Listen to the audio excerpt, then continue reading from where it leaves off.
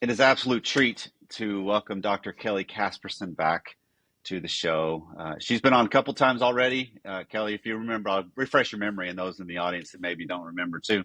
Um, you were on, we did first off with, I met you on the whole You're Not Broken, which is your podcast, which is just killing it and is so, so good. So highly recommend it. And then you came on episode 590 where we talked about perimenopause and some of the myths and stuff that surrounds there. And that went so well. And I know the work you've been doing also has been on this topic too. So my thought today, Kelly, if you're okay with this, is I wanted to play a hypothetical scenario of a woman going through perimenopause. And for the sake of the conversation, we'll title her Pam, okay, as a hypothetical. So Pam, take it away. Thank you. Thanks for letting me be here. So, and Dr. Casperson, I've been so excited for this day. So thank you for being on here with us.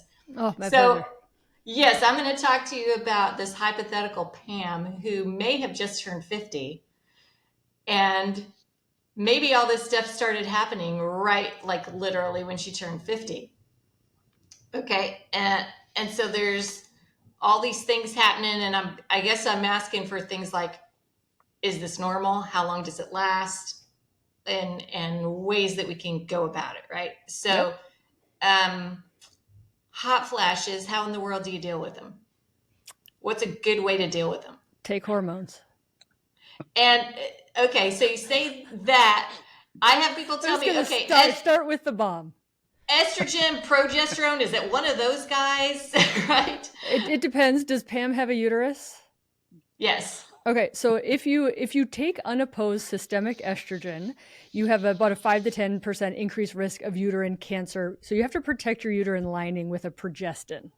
Most commonly used today, bioidentical, micronized oral progestin. Progesterone side effect is it helps you sleep better. So you take it at night. That was one of my other questions. What the heck? So yes, the sleep cycle has totally flipped upside down like in the last 4 months. Yeah, it's horrible. Getting poor sleep is associated with shorter life. And I think, just to back up for your listeners, because there's so many people in 2023 and they're coming around, but so many people are so afraid of hormones. They're so afraid of taking medications. And what we really need to do is, number one, understand where that came from, because we can stomp out fear with education. But number two is realize untreated signs and symptoms of menopause in and of themselves cause immense suffering. Mm-hmm. Right. And so we think like, I'm all natural. I want to be all natural. And it's like, well, all natural is really crappy sleep, hot flashes, which in and of themselves are associated with heart disease, and then all the risks that happen with having no estrogen. So it's really heart disease. Yeah. Your heart disease risk goes up. Why do you think women have heart disease on average about 10 years after men do? It's because we have protective estrogen for so much of our lives. So now you're taking, let's define menopause. Menopause is 1 year without having a natural period. Not a great definition because of all the people with hysterectomies and IUDs and birth control and all the stuff. But in general, about average age 51 in America, meaning 50% happen before that, 50% happen after that. What that means is that ovaries are no longer producing enough hormones to cause a woman to cycle, to ovulate, and to have the chance of a pregnancy. Right. So now we're talking about hormones being your estrogen, a woman's estrogen in menopause is lower than the estrogen that a man has. Let's let that sink in. And your every organ in your body has estrogen receptors. Your inner ear, your bones, your tendons, your muscles, your gut, your brain, your heart. This is not just like, oh, my ovary isn't, producing estrogen. I just don't have periods anymore. This is a body change. Now, let's be careful, right? This is very natural. Now, one might argue living past the age of 50 is actually not that natural. If you look back statistically, we've only been doing that for about 100 years, right? So you could argue that being able to have the opportunity of living past 50 is amazing and in and of itself not natural. But I think the word natural is very loaded these days with like shoulding on what people should or shouldn't do. based upon what they feel is natural. So let's take your body, let's take your estrogen below that of a man's and say, what are the consequences of living that way? Hot flashes, night sweats, poor sleep. We have increased risk of frozen shoulder. We have increased risk of osteoporosis. More people die from hip fracture than breast cancer. More people die from heart disease than breast cancer. So, and I'm saying that estrogen supplementation doesn't cause breast cancer, but that's the biggest fear of it, right? So I would say we're really scared of the wrong things. And I think that's because of our lack of education about our bodies and what happens. I'll pause to let that all sink in for a second. Yeah, that's a lot of information. You're throwing out all these little symptoms that I'm like, yeah, that's all just slammed me in the last 4 months. The shoulder issue, all those things. And you're saying even that gets helped by estrogen. Yeah. Yeah, we have a very interesting paper that looking at both men and women, because men have low hormones too. Let's remind everybody. And when men have low hormones, we don't tell them, oh, it's just natural. Have you tried acupuncture and some tea? We don't treat men the same way we treat women, which to me, menopause is just a big equality issue because I treat men with low testosterone, and it irks me to no end that we don't treat women the same way. But let's take men and women. If they both have low hormones, because they do, they have a much increased risk of needing their shoulder repaired, rotator cuff, frozen shoulder, right? The role of hormones in orthopedic health is incredibly understudied. But certainly a lot of people will be like, oh, there's the common like aches and pains. You know, like I'm in the perimenopause phase. I'm noticing I'm a little more cracky kind of in all of my joints, right? We get less anti-inflammatory. Estrogen is very anti-inflammatory, right? Which is very, very trendy to be anti-inflammatory. So we just get more inflammation, right? We get more inflammation in our joints, more inflammation in our gut, more inflammation in our cardiovascular center because we don't have the estrogen that we used to have. Okay, I'm just taking all kinds of notes. I think this is being recorded. You can listen back. Good point. True that. But that's why you're the doctor. Yeah. It is fascinating to think about because in general, Kelly, you're describing some of this as this is an aging factor for everybody that we're all going to face. But the one that needs to be, and the reason we're getting you on here again, that needs to just be, because, just like your show, our show is constantly, how do we give good information to let people then make informed choices or have informed conversations with those they need to? Because obviously this isn't something you're going to be, hey, go do this, because nothing's a quick fix. This isn't late night infomercial TV that we're talking about here, right? So it's such a valuable resource to recognize, wait, these are some of the common things. And then here's some possible things to explore. I mean, then jump in, and I'm watching my wife's face as the hypothetical Pam's going through this scenario. And she's going, okay, hey, wait. And then you can just see the buttons all kind of getting connected and everything makes sense. Mm-hmm. Well, it's beautiful that all these things are like, oh, this is normal. This is normal. This is normal. All these things that are happening, but there's things she's cluing me in on that I hadn't even associated with the hormone change specifically. And so I guess my next question, when you're talking about how to, you talk about testosterone work with the men, right? What does that look like when you're going to work with a woman on getting hormone levels where they would be to help with these aches and pains, to help with all this that's going on with the change in the body? Yeah. Well, first of all, to back up again, it just for the listeners to because I have a very big platform now, and I hear from women every single day. Number one, how much being on hormones has changed their life. They've gotten their old Pam back, whatever benefit it is. So I'm hearing that left and right. But I also hear a lot, my doctor says no, my doctor says it causes cancer, my doctor blah, blah, blah. I need to alert people, not to scare them, but to say doctors have not been trained for about 2 decades. And the reason for that is the media took the Women's Health Initiative, this huge study that came out in about 2001, and said estrogen caused cancer. Estrogen did not cause cancer. But then media never went back and said, oops, sorry, we took 70% of women off. So a reminder, in the 80s and 90s, the majority of women were on hormones. Okay. A lot of menopausal women now, they don't know that, right? They don't know the history. They don't know why we're so scared. They don't know all that history. But again, education and just understanding this and understanding what happened in America helps, and to be like, oh, it really is safe. If you go on, and I have this in my link tree, but Google can give it to you too. If you go onto the North American Menopause Society statement in 2022, it's very strong. And you know how medical societies do not like to make strong statements. The benefit of hormones between the ages of 50 and 60, that's considered young menopause, outweigh the risks for the majority of women. You're not going to get that. You're not going to get that strong of a statement for many things. Yeah, that's a huge statement. It's a huge statement, and it's kind of said subtly, but they're careful. They say we are not telling anybody to get on hormones for the primary prevention of diseases. Right? Because in order to make a claim that you're going to prevent disease, that's a whole nother level of medical proof that has to happen. So they're not saying that, but they're saying the benefit outweighs the risk. And that's a pretty powerful statement to come from any medical society.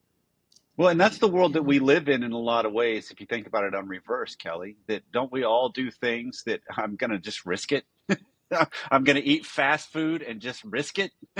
But it's not going to adversely affect me. I mean, so it's like, why not go the other way and talk about this same equation? I love that. And I think, and let's talk about alcohol, the most commonly used drug in the world. 70% of Americans use alcohol, right? Alcohol is a known carcinogen. It is a known toxin by the World Health Organization. It's associated with 8 cancers.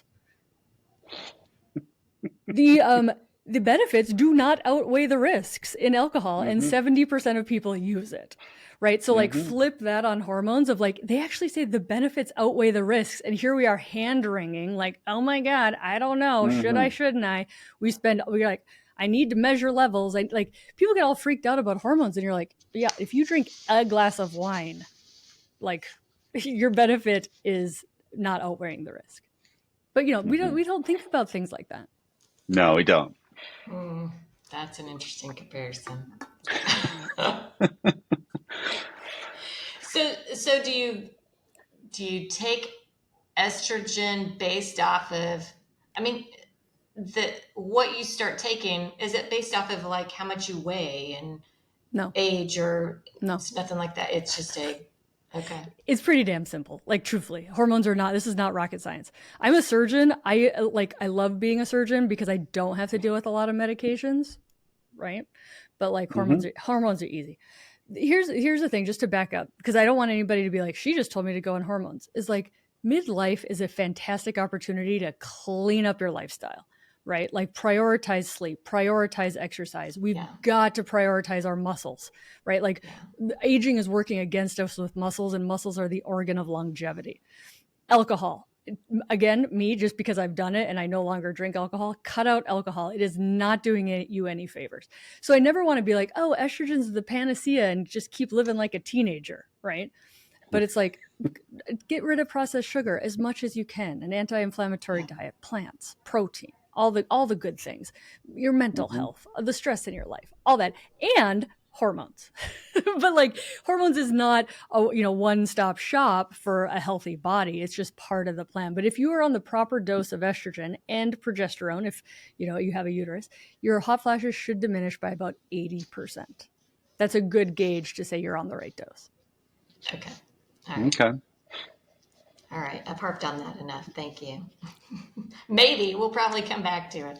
So I do. Let me jump in real quick, Kelly, because there's an element we've talked about in the past of the delivery of said hormones. What's the delivery methods that are best? Yeah. So when you can, not always available, but when you can, FDA approved product, insurance covers it. It's FDA approved for vasomotor symptoms, meaning save your money. It should be pretty cheap. Don't go do all the compounded stuff because you're being marketed to by using this bioidentical term. Lots of FDA approved products that are, regulated pharmaceuticals are bioidentical. Bioidentical just means it's the same as what your body naturally makes. There is, Mhm. but a lot of people will use it as a marketing term to make you spend a lot of money on pellets and creams and stuff like that, which are not recommended by the national societies. So just to go back on that. But transdermal patch, usually with estrogen, you can even get a combi patch that has estrogen and progestin in it. That tends to be better as far as sex drive because it doesn't increase your sex hormone binding globulin. I like to talk about sex med, so there you go for that. Also, oral estrogen does tend to increase your clotting factor about the same as a birth control pill increases your clotting factors, right? If you want to have no increased risk of blood clot, transdermal doesn't have any increased risk of blood clot. But some people think that oral is, they tolerate it better or it works better for them or, whatever. I don't think oral is an absolute no. You're just different formulations because of how the liver processes it will increase your clotting factor a little bit. But how many people do we have on oral birth control, right? And they have they have a clotting factor and they use birth control because the benefits outweigh the risks. Okay. As far as progestin goes, to protect the uterus, 2 awesome ways. Number 1, a progestin secreting IUD. I love it, especially in the perimenopause because people tend to bleed irregularly and an IUD will really help with that. Otherwise, an oral one at night helps with sleep as well. But the over-the-counter on the Amazon progesterone creams are not recommended. You cannot get enough of that drug in with a cream. So you can buy it, but it doesn't mean it's real or it's working or it's effective. It could actually be dangerous if you're not actually like protecting your uterus enough with the product. That's good. Yeah, no, that's good because that's that element of the 2 different paths you go with the 2 different processes. The delineation of the importance of the progesterone's got to be internal, right? That's a huge component of the delivery. There's got to be something that gets past the barrier to get it in and to make it work the way it's supposed to, rather than all the other things that people can come up with. The molecular structure of progesterone, you cannot get enough cream to get it through your skin to get it into your body, just the way that it works. But you're going to go on Amazon, you're going to see progesterone cream, but that's unregulated, not FDA approved. And it's, us experts have seen women get uterine cancer because they're using this compounded, it's a bad product, right? But the FDA is not regulating supplements in this country. So it is buyer beware when you go into the supplement territory. Okay. Interesting. So I want to circle back also on this topic of delivery methods, because when we spoke last time on the perimenopause, you were talking about some new delivery that had just happened in the UK that was approved. It was a vaginal cream. And I'm curious where that is now. Yeah, so right. the UK went over the counter with their equivalent of Vagifem tabs.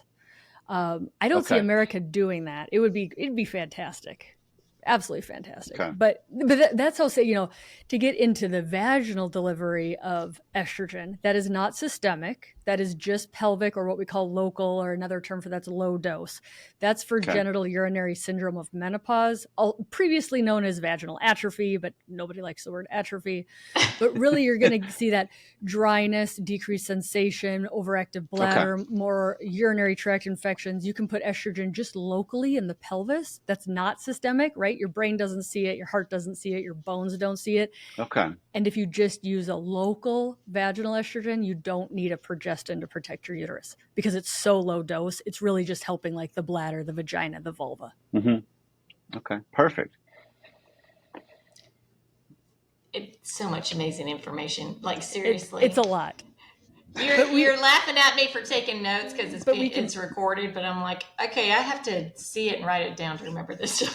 And I truthfully, I think it takes listening to this a couple of times to be like, okay, systemic, your whole body. Okay, vaginal. Yeah. Like, I think it takes a little bit, but it's once you get it, you can speak the language pretty quick.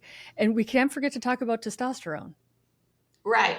Well, go for it. Okay. Talk about it. So testosterone, the worst thing we did with testosterone is we gendered it, right? I mean, how many times do people learn, even in the lay population, testosterone's for men and estrogen's for women, right? We gendered this hormone, which is a horrific disservice to women mostly.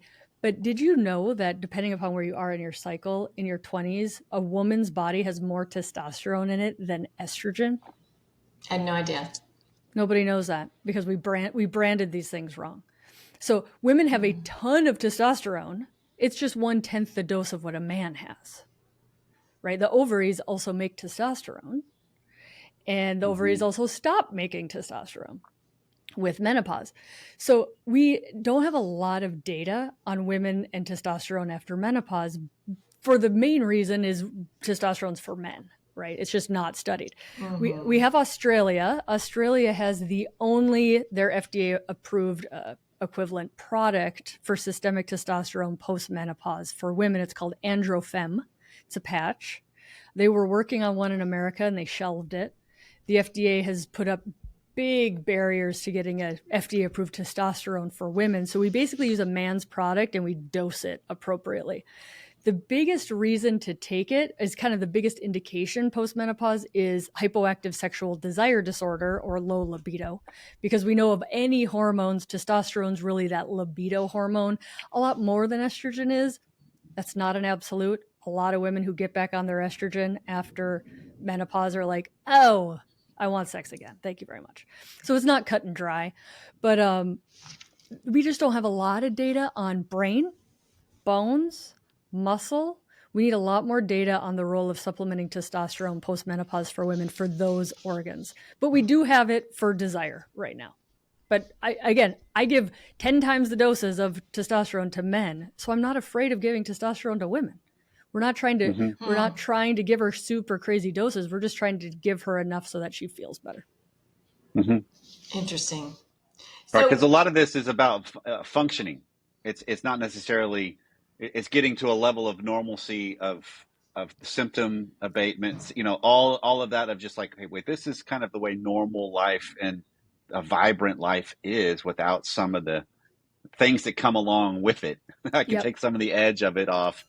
And because it's, again, all of this is, and the thing I love about your work, Kelly, and all the messages you have out there is all of the framework is about here's resources that are available, not how you become superhuman in some aspect of of your life or marriage or body in a sense. It's not, this isn't the fix all. This is just wait, you don't really have to suffer as much. This is something that's actually better for you. This will help. And plus there's some benefits for it. So why not explore it? Totally. And you're exactly right. And the medical term for that is getting you to physiologic dosing.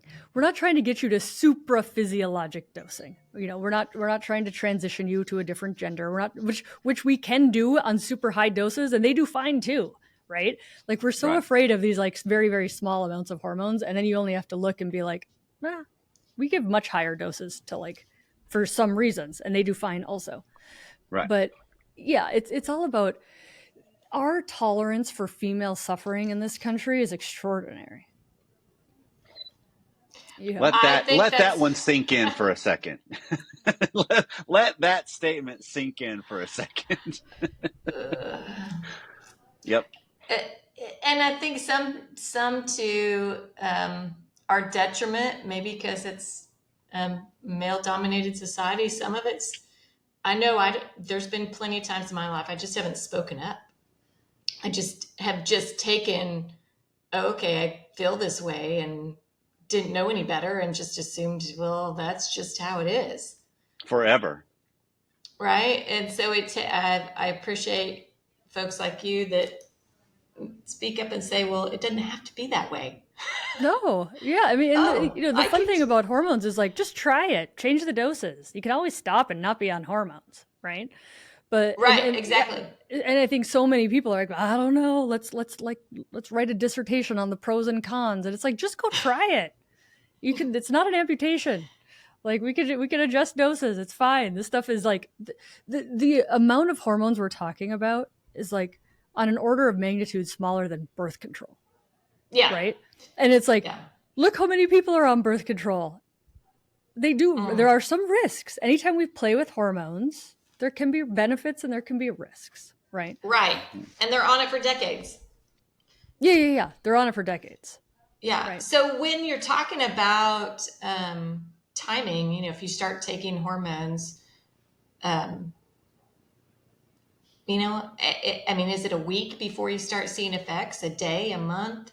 Usually a couple of months.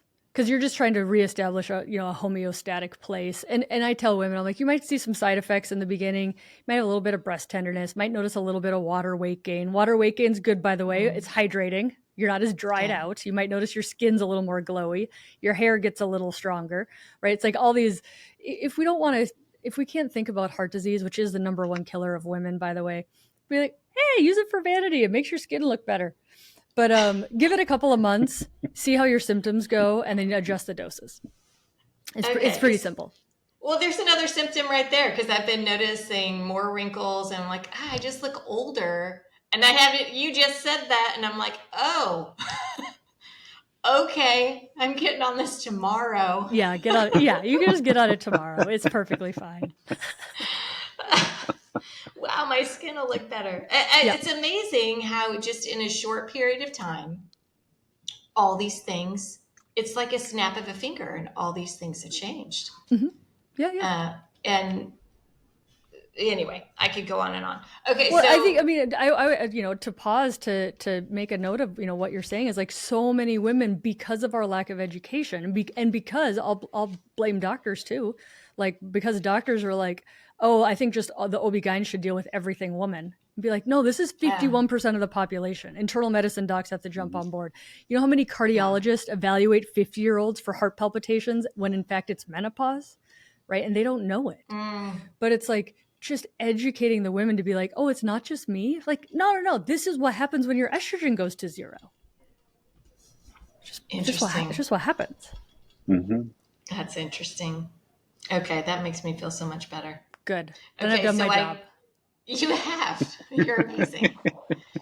You're amazing. Okay, so I kind of know the answer to this, but this has stunned me that I realized, okay, hot flashes will come.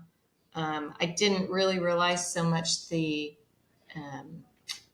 effect on sleep and what that would do. One of the things that a side effect, I'm assuming this is from the same thing, is my boobs have shrunk. I mean, that's normal, I'm assuming. Please tell me that's a normal thing. Does estrogen help them regain some life? I have not seen specific data on breast bounciness with supplementing. We're not talking bounciness. How is that listed, actually? Yeah, what's right. the medical term? Maybe it's TMI.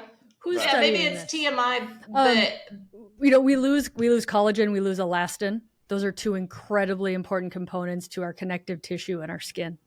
And so I would think there's a role in that. Interesting. Okay. All right.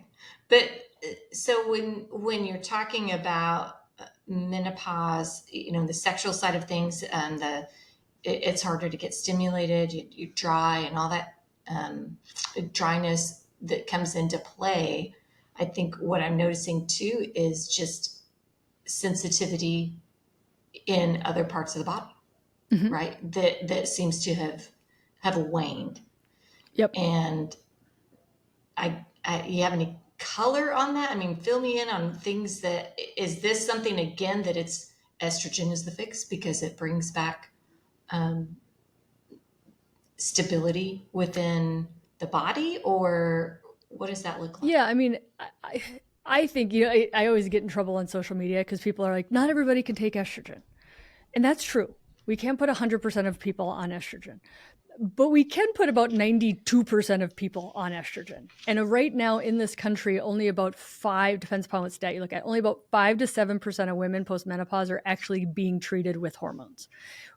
25% of them are being treated with antidepressants.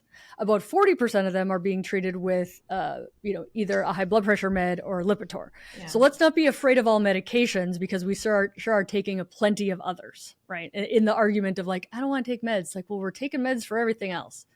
But good point. Top 2 reasons that women after menopause decrease their sexual activity.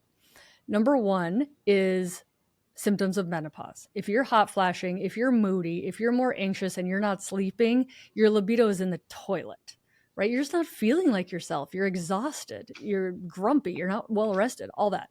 So we treat those symptoms usually with estrogen. Your hot flashes go down. You're sleeping better. You feel more like yourself. Your energy's back. And you're like, oh yeah, okay, I can have sex.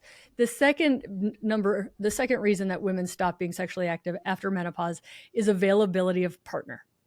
So I always tell people, I can help you with number one. I can't help you with, I'm not a dating service. Right. I can't help you with number two. But really, a supportive partner who understands what they're going through, who doesn't, throw shade on them and is like, you just get over it. Just, why aren't you yourself? Well, like a supportive partner who's like, let's try to get you some help. I think, let's read about this. Let's figure out other things that get you in the mood. Do we need to do different stimulation? Do we need to add more lubrication? Number one, non-hormonal, everybody should just use lube. I love oil-based and silicone-based lube because it just lasts longer for dry skin, feels good. It's not cold and sticky. I was like thinking about this yesterday. I'm like, man, I've turned into a lube snob. Like, when did that happen? But just like high quality lube is nice. But then, I think, and a lot of my friends in the business think, like vaginal estrogen, again, talking about local, not systemic, vaginal estrogen, which is over the counter in multiple countries, but not in America. Just really in preventing genital urinary syndrome of menopause, because it's a chronic progressive syndrome. It's going to happen in 50 to 80% of women post-menopause. Why wait till you have dry, painful sex? Why wait till you start getting the UTIs? Why wait till you start getting overactive bladder to treat it? To me, it seems like a preventative thing that we should do because it's so stinking safe. Yeah. And it's just skincare. If you look at like how much Americans spend on face skincare in this country, it's like 13 billion or something nuts of like, there's just skincare for down there. See, it's a no-brainer. Great phraseology. Skincare for down there. I'm down with that one. I'm totally down. So, Corey, did you have something to chime in on that? No, I'm okay. The hypotheticals are fantastic. So this is as far as weight goes. Like I know metabolism slows down as you get older, or that's my understanding anyway. I'm clearly not a doctor. What is a good way to manage that? I mean, obviously you pointed on before, staying away from the toxins, staying away from sugars, things like that to me are just common sense, right?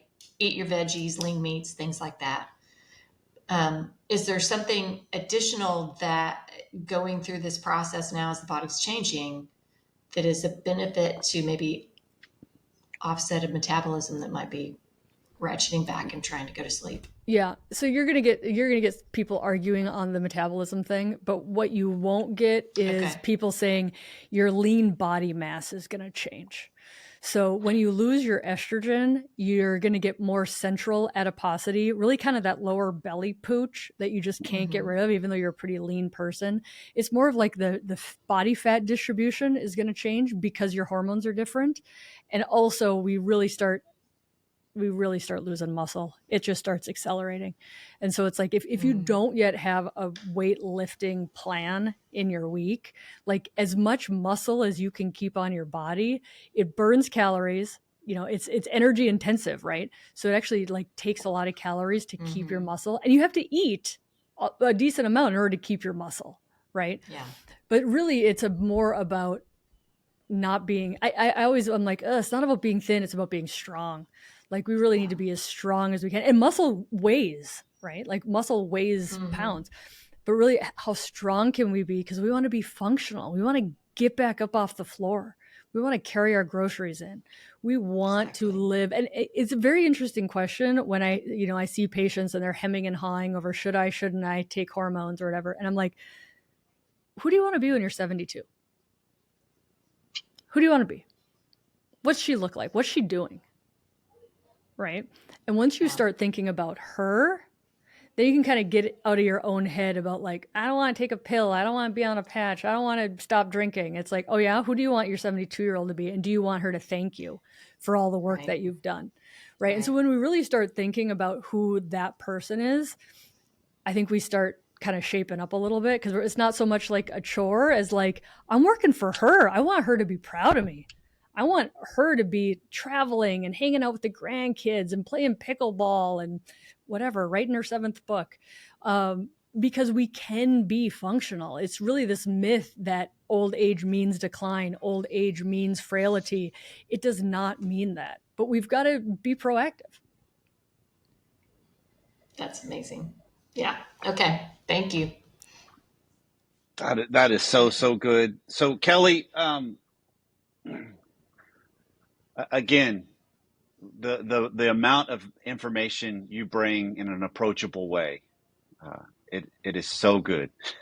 It's so refreshing to have, just because it's casual conversations about really important things that a lot of times I think what I find, and you probably do too, with the people that you work with and see and listen to your show, there's like this barrier of like, yeah, I'm too scared to ask that question. I'll look foolish, or I can't say those words, or we don't talk about that in public, or even in a doctor's office. And the fact that you can have the reach you have and the ability you have to convey the information you've got, it's countless the amount of people that get impacted by this.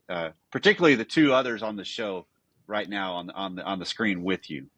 Yeah. It's I mean, huge. to me, I'm like, I want to make women think. I want to make men think. I want to make people think, Yeah. right? Like, why are you scared? Why are you hesitant? What do you think about this? How do you want to live? Like, you get them to think, and then you just give them the education to be like, well, let's give you some facts about it. So you're empowered. And it's like, when I see them thrive, like, that's the drug. That's the drug. Oh, totally. Totally. Well, I appreciate it so much. You have enlightened me on some things that there's things that I knew were from what's going on in my body right now. There's other things that I didn't even make that connection. And so I'm stoked about that. And you just gave me a lot of hope today. I'm glad. Well, let me for you and for your listeners, because they're going to listen to this episode and they're going to go to their doctor and they might not get what they need, right? So I just want to give them some tips. So if you go to your doctor and you say, "Hey, I'm experiencing symptoms of menopause. I would like to try hormone therapy," and they say no, right? Ask why. Why can't, because you might have like 5 blood clots and like you've already had a heart attack and I'm sorry, you don't get hormones anymore, right? Like there's some people that it's just contraindicated. So understand why, right? But if your doctor says it causes cancer or it's not good for you or you don't need it, I would challenge it nicely. Don't burn any bridges, but you can get a second opinion. North American Menopause Society, if you go on their website, menopause.org, you can find a menopause certified practitioner. You can try that out. If they don't exist in your town, we've got 2 great online companies just off the top of my head. Interlude is great for just vaginal estrogen. I just need some vaginal estrogen and I don't want to talk to my doctor about it, but I need some access to vaginal estrogen. Interlude is a great online company for that. And then for hormones, Alloy, Alloy, is a great online company for menopause hormones, because I never want anybody to be like, I just want to try it. I feel empowered. I think this is right for me, and then not have the access. So to give people skills to be like, it's not right for everybody. You should get evaluated. Understand it, why not, if you can't have it. But there are resources available, especially in communities where there's just the healthcare hasn't caught up. Very good. Thank and you. I'll also put the links to your show, Kelly, and because conversations you have with your colleagues and other people that aren't just on this subject, but are on a variety of the myths and the way we go about things. That's the way people can easily start to continue their education and remove those barriers to find the right information. But give us those details again verbally. You'll put the link on the site, but yeah. So my podcast, give us how to contact you.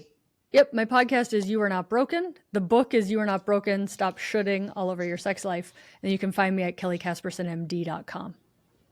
Perfect. Well, Kelly, thank you so much. It's a pleasure to connect with you again. And I look forward to crossing paths again in the future soon. Okay.